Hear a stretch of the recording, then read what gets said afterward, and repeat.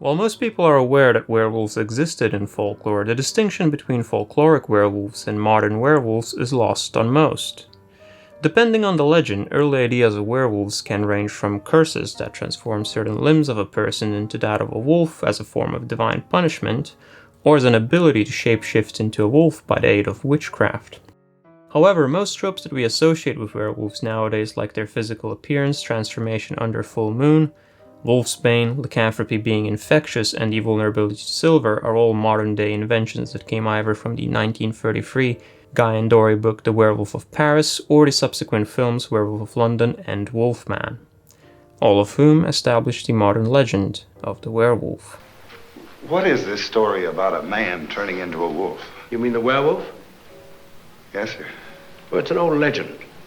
You'll find something like it in the folklore of nearly every nation.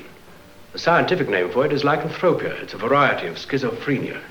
That's all Greek to me. Well, it is Greek.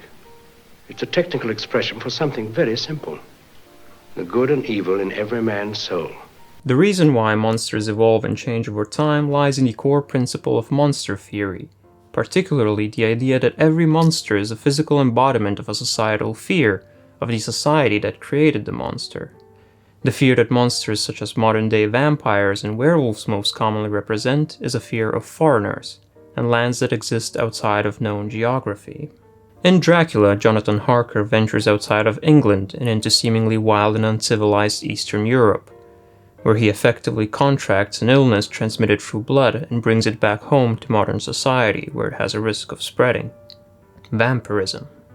Similarly, in Werewolf of London, the earliest werewolf film narrative, Wilfred Glendon, a renowned and respected British botanist, goes to Nepal, a country that was similarly looked down upon at the time, where he contracts an illness transmitted through blood and brings it back home to modern society where it has a risk of spreading. Lycanthropy. I warn you, sir, unless you secure this plant and discover the secret of nurturing it in this country, there'll be an epidemic that will turn London into a shambles. For comparison, the societal fears of highly religious medieval Europe often included witchcraft and devil worshipping, whereas the idea of lycanthropy being a transmittable disease more accurately reflects the fear of bringing foreigners home and the values of the foreigners spreading and poisoning the so-called modern world, as well as the more literal fear of the foreigners themselves carrying STDs and other illnesses. This idea is even more prevalent in Dracula, where Harker doesn't simply bring back vampirism, but also an actual foreigner. Both the book and early films lean into the idea of vampirism being transmitted through a relatively sexual act, and also reflect the extremely prevalent fear of foreigners stealing the local women from the local men and corrupting them. The werewolf, however, is rooted in a slightly different form of xenophobia where sexuality isn't as relevant. In The Werewolf of London, Glendon doesn't bring back a foreigner. The fear is that through assimilation he became a foreigner himself, a cultural other, a beast. Similarly, even though Larry Talbot never leaves his home or travels to Nepal in the 1941 Wolfman, he too contracts lycanthropy from a cultural other, a group of traveling gypsies that he encounters in the film. And after he contracts the disease, he loses his status, inheritance, wealth, and girlfriend. Bela became a wolf, and you killed him. A werewolf can be killed only with a silver bullet, or a silver knife, or a stick with a silver handle. The connection drawn here doesn't simply imply that foreigners are more primitive and primal.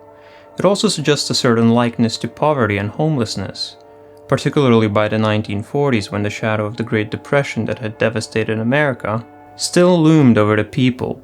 This is where silver comes into play. On a very literal level, throughout history and folklore, silver has often been associated with purity, as it was sometimes used for medicinal purposes or to purify water. It is also sometimes associated with the moon itself, and there are even folk tales where evil creatures have been slain by silver. But the first association between werewolves and silver stems from the 1941 Wolfman film, where it is used to kill the two werewolves.